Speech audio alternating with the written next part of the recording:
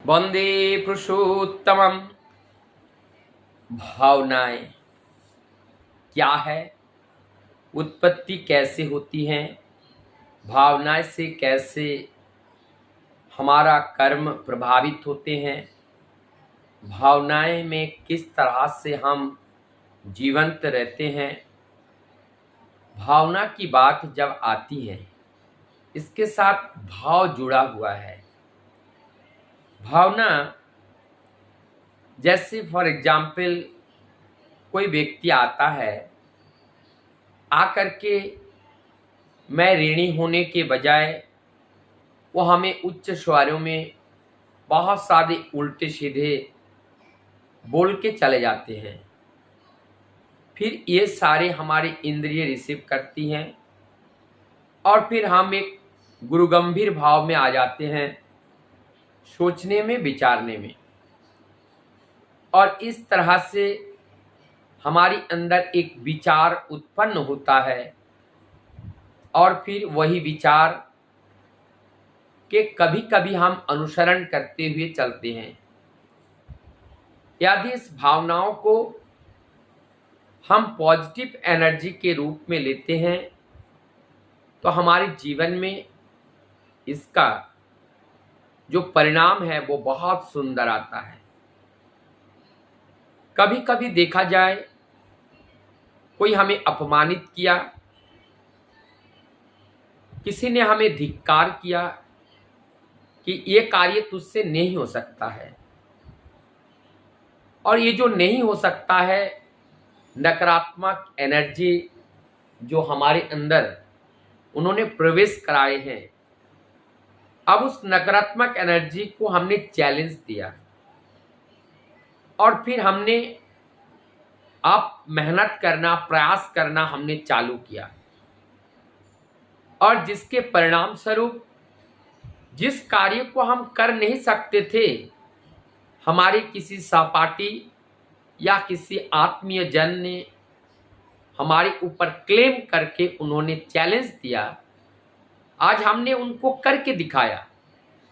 तो यहाँ पर क्या हुआ, जो नेगेटिव एनर्जी का एक तूफान हमारी तरफ उड़ के आया था, जो झोंका आया था, मैंने उसको एक्सेप्ट किया और उसको हमने चुनौती दी, और चुनौती दे करके हमने अपने पैरों पर खड़े हुए और हमने उस चीज को करके दिखाया।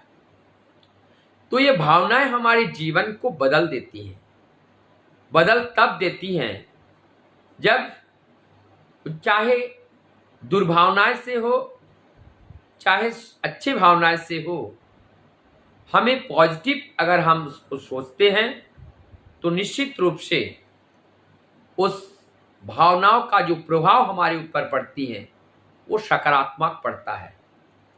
और उस भावनाओं से, सकारात्मक भावनाओं से हमारा विचार बढ़ जाती है, हमारी धैर्य बढ़ जाती है, अंदर समाशीलता आती है।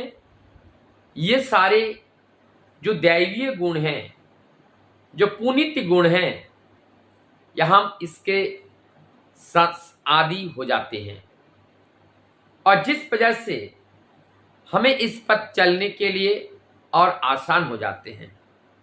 कभी कभी कोई लोग इमोशन होकर, भावनाओं में आकर के अनेक बड़े बड़े कदम उठा लेते हैं, और वो कदम भावनाओं के साथ साथ विचार अगर नहीं किए, विवेक अगर नहीं लगाएं, तो वहां पर उस भावनाओं के जरिए हमें बहुत बड़ा क्षति हो सकता है।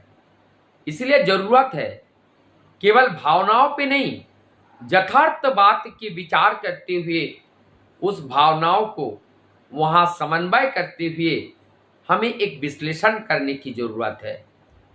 और उस विश्लेषण से हम ये निष्कर्ष निकालेंगे कि जो हमने सोचे हैं, जो हम करने जा रहे हैं, इस कर्म के माध्यम से हमारी व्यक्तिगत उन्नति एवं हमारी उन्नति के साथ साथ हमारे परिवार, हमारे परिवेश और समाज की उन्नति कितनी होगी, ये जब हम पूरा पूरा समझ जाते हैं, जब हम समझ लेते हैं तब हमसे कोई गलतियां नहीं होती हैं, या नहीं होती है कहना भूल होगा, गलतियां कम हो जाती हैं, क्योंकि दोष को हमने किसी के ऊपर मोड़ने का प्रयास नहीं किया।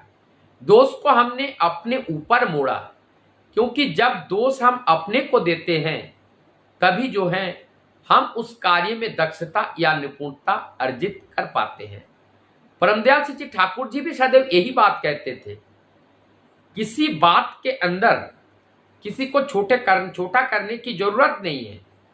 हर समय गलतियां जो है स्वयं को ऊपर लेकर के उदाहरण बनाना चाहिए कि मैं जब ऐसा करता था तो हमसे गलतियां होती थी, जब मैंने ध्यान दिया, उसको चिंतन करना शुरू किया, तब से जो है हमसे गलतियां कम होने लगी। कभी भी उदाहरण दूसरे के ऊपर दे करके नहीं करना चाहिए। अगर हम उदाहरण देकर कोई बात को लेकर प्रसंग बनाकर कोई बात को उपस्थापना करना चाहे तो वहां पर अगर किसी को चोर बनाना है तो चोर अपने आप को बनना चाहिए, राजा सामने वालों को बनाना चाहिए, तो उन्हें अच्छा लगेगा, नहीं तो भावनाओं में ठेस पहुंचेगा। ऐसे किसी के भावनाओं को आहत नहीं करना है। अगर किसी की भावना है, उनकी जो भावना है उच्च भावनाएं होती हैं, लोग भावनाएं तो ऊंचा रखते हैं लेकिन उसके अनुरूप कार्य करना नहीं चाहते हैं।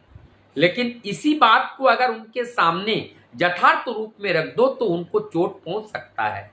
लेकिन कोई भी बात हम करें, किसी के सामने रखें, तो सारी गलतियां अपने ऊपर लेकर के, अपने को उदाहरण मान करके जब हम उनको समझाने का प्रयास करते हैं तो उनको समझने में कोई कष्ट नहीं होता है।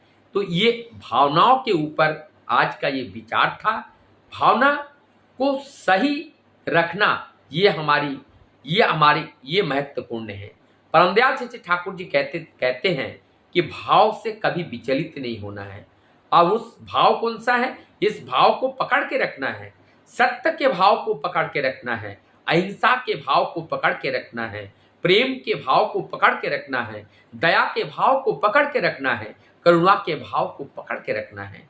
और कौन सी भाव को त्याग करना है? प्रतिहिंसा की भावनाओं को त्याग करना है, क्रोध की भावनाओं को त्याग करना है, असत्य बोलने की भावनाओं को त्याग करना है, असत्य विचारों को परिहार करना है। इसी प्रकार से जो असत्य है उसका परिहार करना, सत्य का आह्वान करना। इससे हमारी जो भाव में जो एनर्जी है वो पॉजिटिव एनर्जी हमारे जीवन में निरंतर भरा हुआ रहता है। आइए हम उस परम सत्य के बारे में जानें और सत्संग के चिंतन में रहे तो हम सत्य के भाव में ही रहेंगे, क्योंकि वो जनार्दन जो है वो भावग्राही हैं, वो भाव को ही ग्रहण करते हैं। लेकिन हमें अगर ट्यूनिंग बनाकर उस परम सत्य के भाव में अपने को डुबो के रखे, निश्चित रूप से कितना भी आंधी आए, कितना भी तूफान आए, हम अपने पथ से कभी भी विचलित नहीं होंगे।